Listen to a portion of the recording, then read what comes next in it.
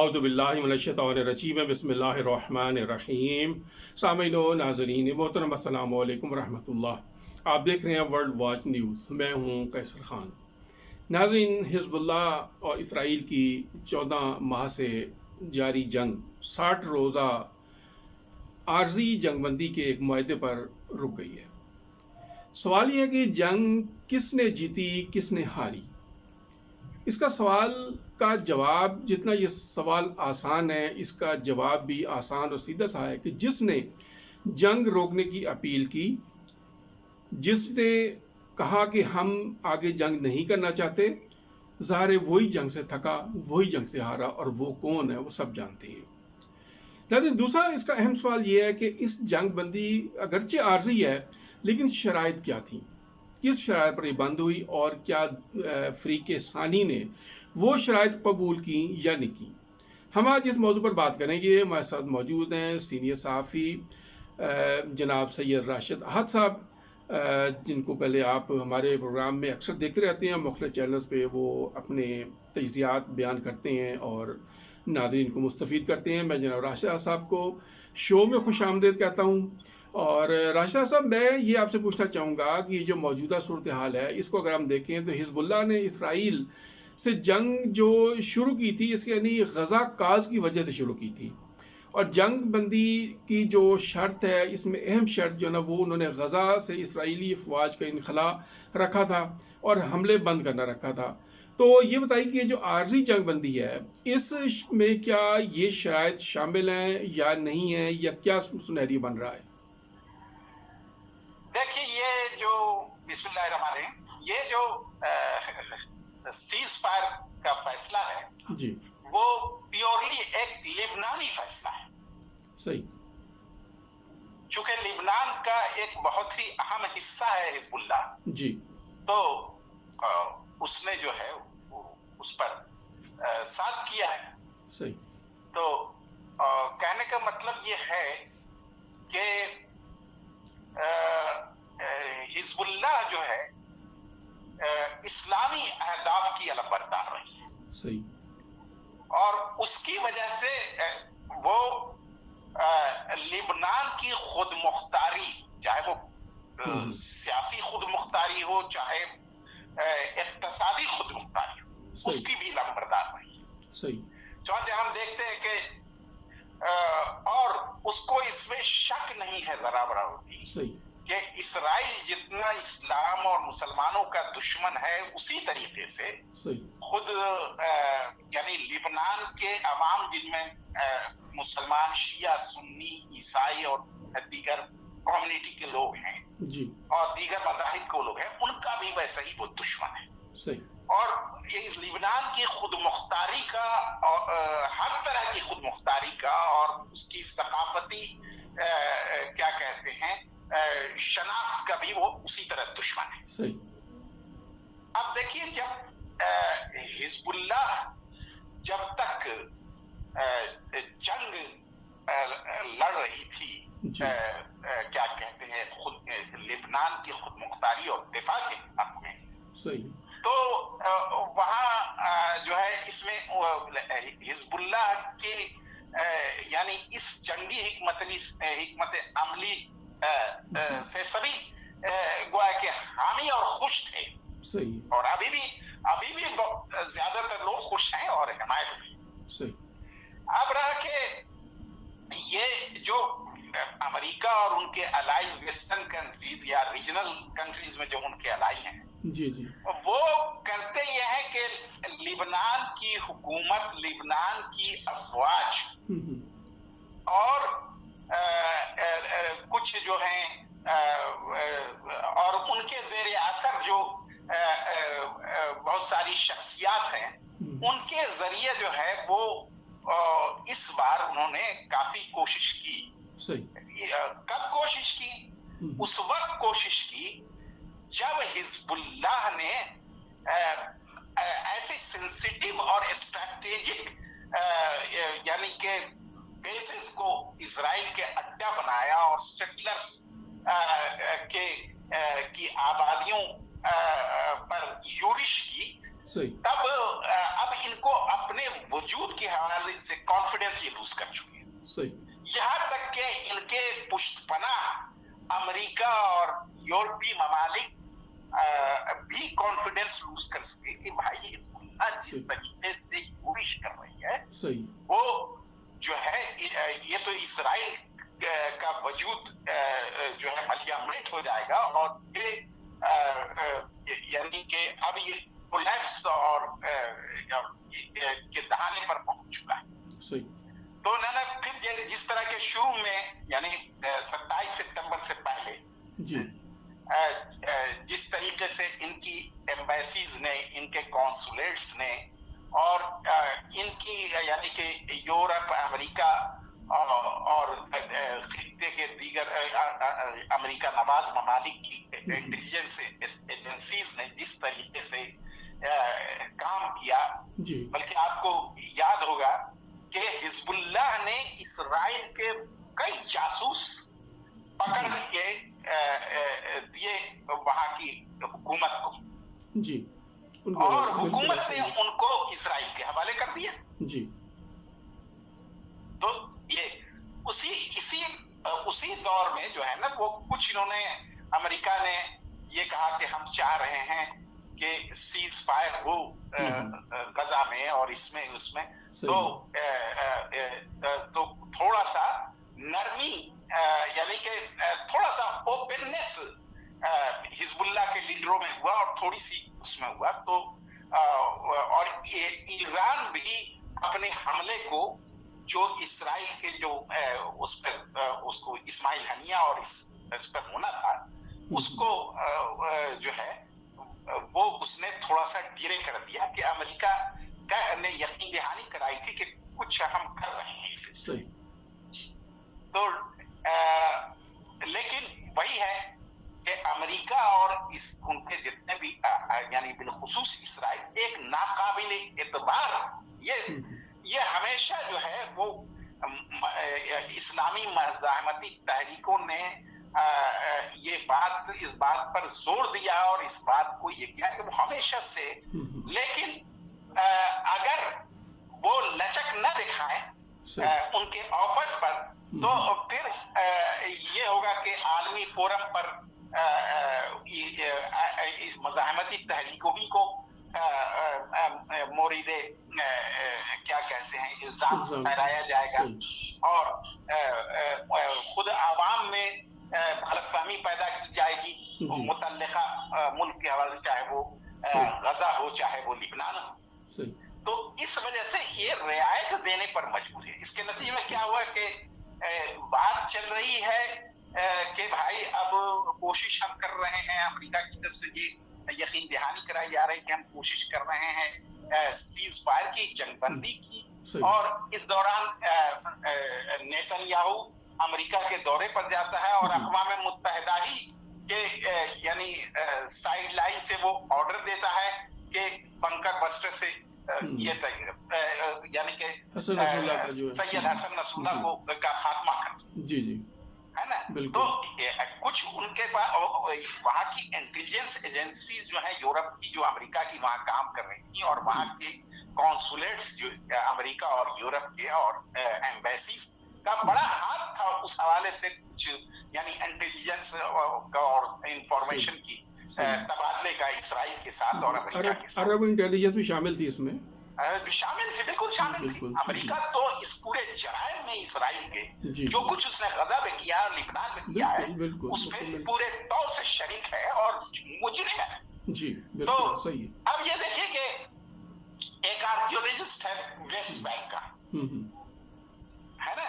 अब जो अगर हुकूमत लिबनान की ये समझती है या वहां की फौज समझती है या कुछ लोग इस गलतफहमी में मुब्तला है कि इसराइल जो है यानी वो अगर हिजबुल्लाह गजा की जंग न लड़े, सिर्फ लिबनान ही की जंग लड़े और लड़ता रहा है खुद मुख्तारी के लिए, और उसने आजाद कराया लिबनान को इसराइली फौज से 2000 में आजादी ली, फिर 2006 में जब उन्होंने जारहियत की, तो मुंहतोड़ जवाब दिया और शिकस्ते पाक से दो चार किया। बिल्कुल ऐसे ही। उसी के नतीजे में 1701 अक़वाम मुत्तहिदा का रिजोल्यूशन आया, जिसका आज तक वो या नजीब मिकाती साहब के हवाले से है, जिक्र हो रहा है। बिल्कुल। हाँ, तो ये है। तो अब देखिए कि वो शख्स जो है जो जिसका मैं जिक्र करता हूँ, वेस्ट बैंक का एक आर्कियोलॉजिस्ट हिस्टोरियन है, मौर्रिख और आसार कदीमा का माहिर है। वो एक्चुअली वो यानी कि फौजी लिबास पहनकर जुनूबी लिबनान के एक जगह पर आता है और वहाँ किसी जगह पर एक किला है कदीमी और जो मजहबी जगह जिसको कहते हैं, यानी कि वो कहता है कि ये जो है इसका वजूद इस बात की लामत है कि ज्यूज जो है यानी कि लिबनान में रहते रहे हैं, चुनांचे लिबनान पर उसका दावा बढ़ा है। तो ये इस पसवंदे में उसको हिजबुल्लाह के साथ जब क्लैश हुआ तो वो अपने एक इस्राइली सोल्जर के साथ मारा गया। सही बुरी तरह मारा गया, और जबकि फौजी लिबास में था। ज़ीव इरलिच उसका नाम है, ज़ीव इरलिच, और ये 71 साल इसकी उम्र थी। और ये वेस्ट बैंक का सेटलर था, बहुत ही नोटोरियस सेटलर था। सही बात। तो इसको मारा गया और इसके साथ गोलानी 2 सोल्जर्स भी इंजोर्ड हुए, जिसमें एक गोलानी ब्रिगेड का चीफ, गालिबन उसका नाम योआब, उसका योआब टोलरेन है, कुछ योआब टोलरेन। तो ये उसका नाम है। तो वो तो योआब टोलरेन तो मॉडरेटली इंजोर्ड हुआ, लेकिन एक जो सोल्जर हुआ वो बहुत ही सीवियरली इंजोर्ड है। तो अब ये जो है ये इसी बात को साबित करना चाहते हैं। तो जो यानी कि 2000 और 2006 में जो अमेरिका का ये इसराइल की जारहियत की और अमेरिका की और इसके कुछ दूसरे यूरोपीय कुशमनाओं और खित्ते के कुशमनाओं मालिक की जो हिमायत थी, वो ये कर रहे थे कि मतलब कि उस वक्त तो हिजबुल्लाह जो है बिल्कुल खालिस लिबनान का दिफा कर रहा था और लिबनान की आजाद सियासी, इक्तिसादी और कल्चरल आजादी का दिफा कर रहा था। उसमें आज यानी आज भी वो जो गजा की यानी के दिफा में जो उसने जंग छेड़ी थी वो दरअसल लिबनान ही का दिफा था, इसलिए कि वो जान रहे थे, हिजबुल्लाह जान रही थी और इस बात पर यानी काने और मुतमईन थी, और सैयद हसन नसरुल्लाह जो उनके रहबर थे वो भी, और तमाम हिजबुल्लाह के यानी के जो कैडेट्स हैं वो सब इस बात पर यकीन रखते हैं कि गजा का दिफा जो है वो लिबनान का भी दिफा। तो अब इस पर फिर जो है इन्होंने तो ये अमेरिका जो देख करके इसराइल की यानी के वजूद को जाता हुआ यानी के रुखसत होता हुआ देख करके हिजबुल्लाह के लिखा। तो हिजबुल्लाह की ये विक्ट्री है कि हिजबुल्लाह ही का वो कारनामा था जिसकी वजह से जिसने इसराइल को, नेतन्याहू को मजबूर किया और उसने अपने कैबिनेट को बुला करके अप्रूवल लिया, अप्रूवल लेकर खुद से फिर सीज फायर भी किया। और ये एक और इस तरह से किया कि अभी देखिए कि लिबनान की लोग अपने जो डिस्प्लेस्ड पीपल थे, जो यानी आवारा वतन जो हुए थे, उनको अपनी सरजमीन पर लौटने की हिदायत कर दी गई है। ये नबी बेरी ने भी कहा और ऐसे भी वो जा रहे हैं अपनी जगहों पर जिसको डिस्प्ले है ना। लेकिन खुद ये एक फार राइट एक्सट्रीमिस्ट वजीर है, उसका नाम एतमार बिन गवीर है, उसने साफ कहा है कि लेकिन इस मुआहदे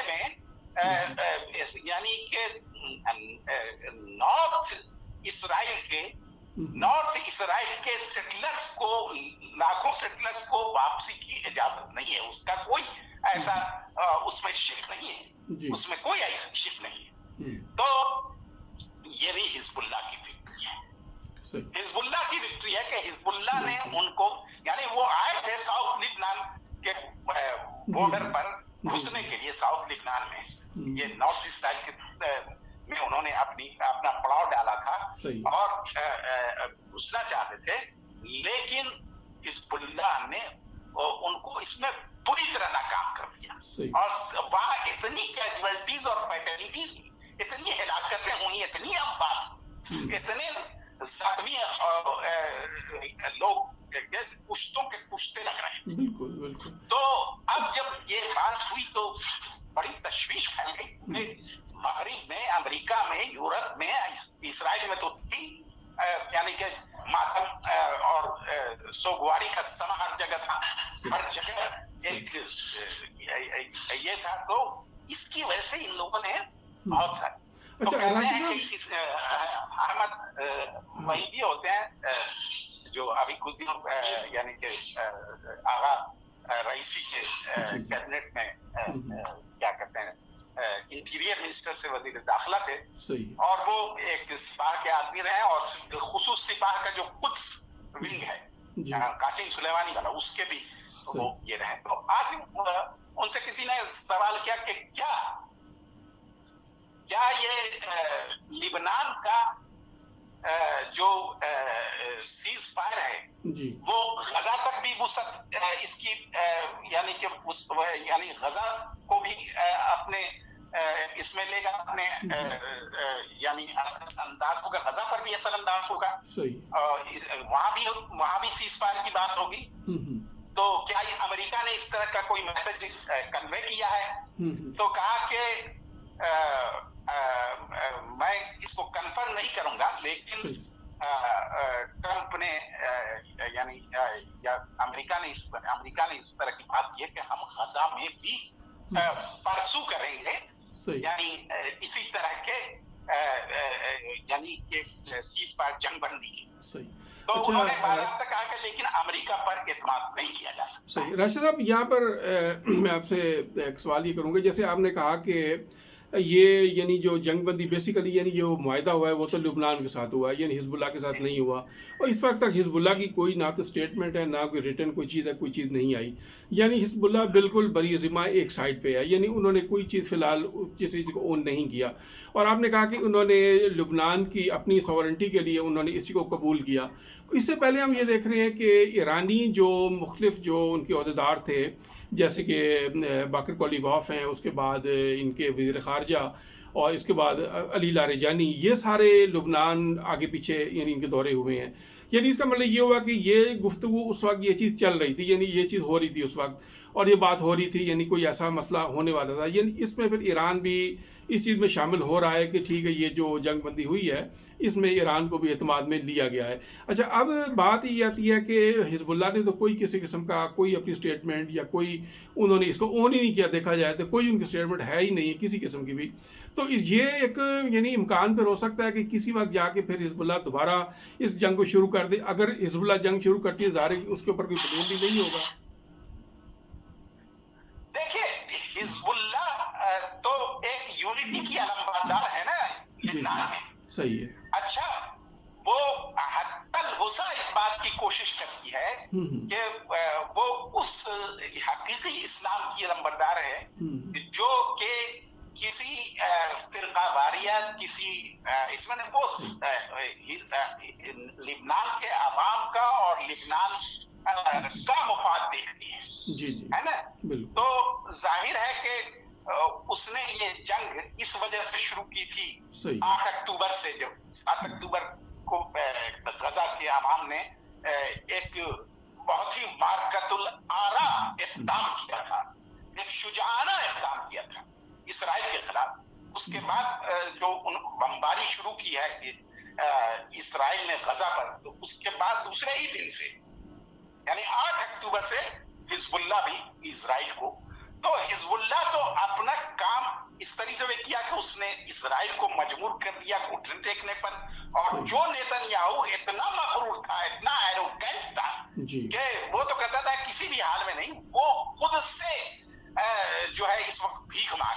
सीज फायर की, इतनी रुस्वाई।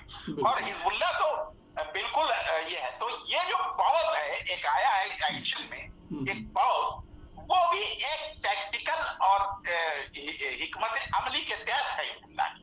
सही। तो अभी उसने उसको ये बताना भी है कि ठीक है, आपने पहले भी एतमाद किया था, तो जिसकी वजह से सैयद हसन नसरुल्लाह वगैरह मारे गए और ये गए। तो अब देखते हैं, हिजबुल्लाह ने इस पर कोई अभी अपना नोट्स नहीं दिया, ऑफिशियल नोट उनका कोई भी नहीं आया। हाँ, तो अब देखते हैं कि ये जो क्या कहते हैं, ये जो कह रहा है नेतन्याहू कि तो किस विड्रॉ करता है कि नहीं करता है जनूबी लिबनान से, और उसकी साजिशें और उसके दूसरे क्या अहदाफ हैं, यानी लिबनान के खिलाफ, और ये सब बातें हो जाएगा, ये बातें हो जाएगा थोड़े दिनों में। तो आज नजीब मिकाती भी जो वजीर आजम है, वो भी कुछ घबराए से थे। उन्होंने कहा कि भाई इसराइल को फौरन जो है वो अपनी फौज को विड्रॉल करना चाहिए, यानी उनको भी ये एहसास हो रहा है कि, और नेतन्याहू ने जो बयान दिया है उस बयान में वो कहता है कि हमारी फौज थक गई थी, हम उसको रेस्ट देना चाहते हैं, और ताज़ा दम करना चाहते हैं, रिफ्रेश करना चाहते हैं, ये कि वो ईरान का जो थ्रेट है उस पर हमारी तवज्जो होगी और हमास के थ्रेट पर हमारी तवज्जो। बिल्कुल, ये साफ कह रहा है वो।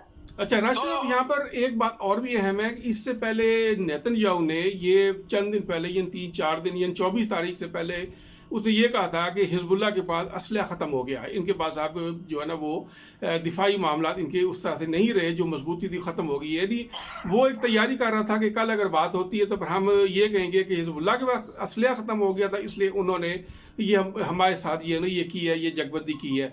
लेकिन ये कि हिजबुल्लाह ने इस जगबंदी का कोई जवाब ना देकर मेरे ख्याल उसकी इस बात को तो ख़त्म कर दिया है। क्या ख्याल है आपका? ये तो बहुत अज़हर मिन शम्स ये बात है, यानी आफताब की मानिंद बिल्कुल ये यानी कि रोशन है कि भाई हिजबुल्लाह के पास अगर हथियार खत्म होता तो ये पूरे इसराइल के शहरों में एक तबाही का मंजर नहीं होता। सही।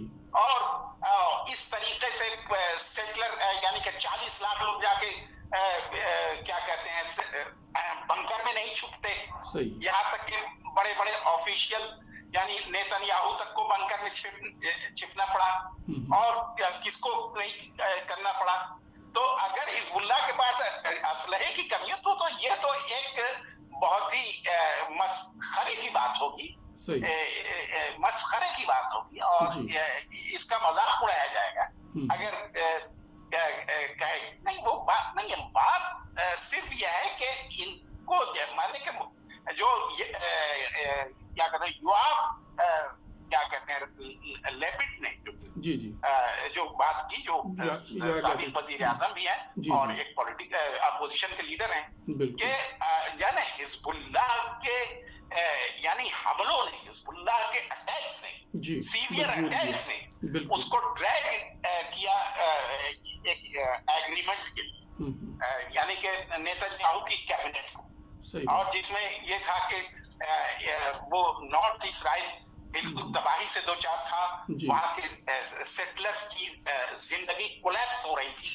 ये साफ कहा है, ये योआव लेपिड ने कहा है, यार लेपिड ने, यार लेपिड जी बिल्कुल जी बिल्कुल। वो तो नेतन्याहू पे बहुत ज्यादा जो है ना तनकीद हो रही है, यानी खुद उसके अपने वज़रा, उसके जो साबिक जो उनके फौजी जो सरबराहान है वो भी कर रहे हैं, साबिक जो इनके वज़रा हैं वो भी शदीद तनकीद कर रहे हैं, और सीधी सीधी बात वो कर रहे हैं कि नेतन्याहू ये दावा नहीं कर सकता कि वो जंग जीती है, वो जंग हारा है, ये इसको तस्लीम करना चाहिए। ये बात तो बिल्कुल हो रही है। और देखिए अब देखिएगा, अब यानी कि सभी यानी फलस्तीन की मज़ाहमती तहरीकों ने, इराक की मज़ाहमती तहरीकों ने और ईरान ने, सब ने यानी कि हिजबुल्लाह को मुबारकबाद दी, मुबारकबाद उनकी फतह की दी है, उनकी वजह से आज इसराइल जिस गुरूर में मुब्तला था और उसका लीडर नेतन्याहू जिस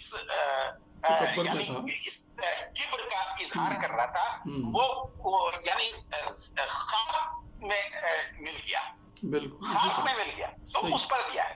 बाकी जो है आपने देखा होगा कि इसी मौके से आपने पहले भी कहा कि इसी मौके से जो है वो यानी कि सबने क्या कहते हैं तालिबाफ ने और इसने सबों ने इसको यानी इसकी तरफ इशारा किया है। और वो क्या कहते हैं कल ही बयान था chief of the army staff का जनरल बाकरी का कि यानी हम रिटेलिएशन की बात तो और हिजबुल्लाह कताइब ने साफ कहा है कि हम कभी भी यानी कि हमास को तन्हा नहीं छोड़ेंगे। सही। हम इस्लाम के दुश्मनों से बरसरे जंग रहेंगे। सही। ये बात हिजबुल्लाह कताइब ने भी कही, ये बात इसी तरह से मिलती जुलती बात यमन के अंसारुल्लाह ने कही और ईरान ने साफ खुल के कहा है कि हम हिजबुल्लाह को कभी तन्हा नहीं छोड़ेंगे, उसकी पुष्टपनाई करते रहेंगे। जी बिल्कुल इसी तरह ही है।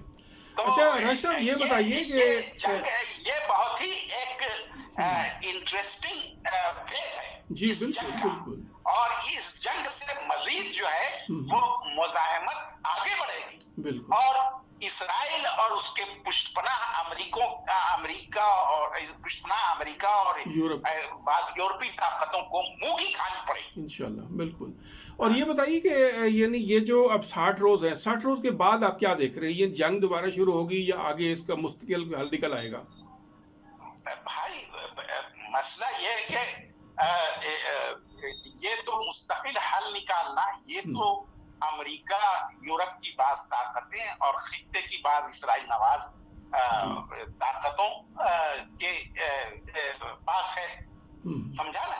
तो यानी ये अगर उनके शराइत पर निकाल रहे हैं, मतलब वो शराइत से दिए हैं कि क्या कहते हैं ऑक्युपाइड पैलेस्टीन में सभी मुहाजिरीन को जो जिनको नुकबा के दौर में और बाद में भी निकाला गया था सिस्टम के दौर में अपने पड़ोस हमसाये ममालिक में जाकर किए थे, उनको यहाँ बाज़ाब्ता बुलाया जाए, बुलाने के बाद रिफरेंडम कराया जाए, रिफरेंडम और यानी और फिर ये भी है कि जो यानी कि ईसाई और यहूदी समानता है ना, जो ईसाई और यहूदी यानी कि शुरू से रहते आ रहे हैं जी, उनके लिए कोई मसला नहीं है, वो भी उसमें शरीक हो। लेकिन जो बाद में यानी 1948 के बाद से मुस्तकिल लाकर बसाए जा रहे हैं आदमी पूरे यूरोप से और पूरी दुनिया से, और उनको वहां से यानी कि दरबदर किया जाए, वहां से हटाया जाए और फिर रिफरेंडम कराया जाए। तो रिफरेंडम के नतीजे में इसका ऑक्युपाइड फलस्तीन का जो यानी कि जो फलस्तीन का एक आजादाना निजाम के तहत उनका यानी उनका उनके मसाइल का हल है, एक आजादाना सियासी निजाम उनके मसाइल का हल है, और इस पर जो है इससे ज्यादा इस पर कोई कंप्रोमाइज नहीं होगा कि इस पर कोई कंप्रोमाइज नहीं होगा और यही हल है भाई। तो अब इस हल से बचने के लिए ये लोग इस तरह की यानी कि इसराइल और उसके पुष्टपना और इस तरह की हरकतें कर रहे हैं, लेकिन इन हरकतों का कोई फायदा नहीं है। इसराइल की नाबूदी लिखी हुई है और हिजबुल्लाह अगर थोड़ी देर के लिए पॉज हो जाए तो क्या फर्क पड़ता है, अंसारुल्लाह है, ईरान है ना, और हिजबुल्लाह के पास अभी दूसरे बहुत सारे काम है करने के, कोई काम की कमी तो नहीं है, वो अपने बहुत सारे महाज को देखेंगे। सही बात। तो मसलन के अभी अगर उनकी एक्टिव पार्टिसिपेशन जंग में ऐसी नहीं भी रहती है तो कोई मसला नहीं है। सही। इसराइल को सबक सिखाने के लिए बहुत सारी ताकतें, बल्कि हद ये है कि इस बार के बाद इस फेज से गुजरने के बाद बकौल यानी कि अहमद वहीदी के बहुत सारी खित्ते की और बल्कि हिजबुल्लाह कताइब की कि बहुत सारी खित्ते की दूसरी मज़ाहमती तहरीकें इसमें शामिल होंगी जो इसको मुस्तहकम करेंगी, इसको तवाना करेंगी इसराइल और अमेरिका के खिलाफ इस मुज़ाहमत और इस पूरे तसल्लुत पसंदाना, मगरिब के तसल्लुत पसंदाना निज़ाम के खिलाफ जो है, जो मज़ाहमती तहरीकें हैं उनकी तादाद में क्वालिटेटिवली भी, यानी क्वालिटी के लिहाज से भी और क्वांटिटी के लिहाज से भी इजाफा ही होगा। सही बात, तो ये है सूरत हाल। बिल्कुल बिल्कुल सही फरमाया। नाज़रीन मोहतरम, आपने जनाब राशिद साहब का तजिया और तबसरा इसके ऊपर सुना। नाज़रीन, बात वही है कि इस्लामी मज़ामत, मुकावमत इस्लामी, ये सब एक दूसरे के साथ जुड़े हुए हैं। यानी कि जिनकी सरपरस्ती, कोई शक नहीं इसमें, दूसरी बात नहीं कि ईरान कर रहा है, और इसमें अंसारुल्लाह, हिज़्बुल्लाह, किताब हिज़्बुल्लाह, हश्द शैबी, हमास, जिहाद इस्लामी, या जो भी इस तरह के और भी हैं, तमाम जो एक दूसरे के साथ जुड़े हुए हैं। अगर हिज़्बुल्लाह अगर चंद दिनों के लिए अगर जंग बंदी कर रहा है, जिसका मतलब ये नहीं है कि अंसारुल्लाह भी बैठ जाएगा या उधर से जो इराक से हमले हो रहे हैं वो भी रुक जाएंगे, बल्कि ऐसा नहीं होगा। बल्कि आपने देखा कि इन दिनों में, पिछले चंद दिनों में आप देख रहे हैं कि गज़ा में भी इसराइल को बहुत टफ टाइम मिल रहा है। वहाँ से भी जो मज़ामत जो है, हमास जो है बहुत ज़्यादा इनके ऊपर हमले कर रही है, वहाँ पर भी इनका जो है ना बहुत ज़्यादा नुकसान हो रहा है। यानी वो भी ऐसा नहीं है कि वो कमज़ोर हो गए या खुदा न खास्ता उनमें कोई फ़र्क पड़ गया है, ऐसा वहाँ पर भी नहीं हुआ। और ये जनाब राशिद साहब जैसे फरमाया कि इंशाअल्लाह ताला इसराइल की नाबूदी मुकद्दर हो चुकी है, लिखी हुई है, और ये होकर रहना है। अब ये है कि इन दिनों में चूँकि अभी हिज़्बुल्लाह ने इसको ओन नहीं किया, हिज़्बुल्लाह ने अपनी कोई ऑफिशियल स्टेटमेंट नहीं दी, ये सारा जो लेबनान जो गवर्नमेंट है वही कर रही है। अब आगे चल के इसके क्या नताइज निकलेंगे, इसका क्या आगे से फ़ायदे होंगे, उसको इंशाल्लाह हम आगे देखेंगे, और हमारी कोशिश होगी इंशाल्लाह ताला जो भी ताज़ा तरीन हालात होंगे वो भी हम आपकी खिदमत तक पहुँचाते रहेंगे। बेजन आपसे ये राशिद हाफसा को बहुत मशकूर हूँ कि उन्होंने वक्त दिया, और नाज़रीन बतौर आपका बहुत बहुत शुक्रिया। आपने हमारा ये प्रोग्राम मुलाज़ा फरमाया। आप हमारे इस चैनल को सब्सक्राइब कीजिए, प्रोग्रामों को लाइक कीजिए, और बेल आइकन को लाज़मी प्रेस कीजिए, तक हर आने वाली वीडियो आपको बर वक्त मिल सके। खुदा हाफ़िज़, अस्सलामु अलैकुम व रहमतुल्लाह।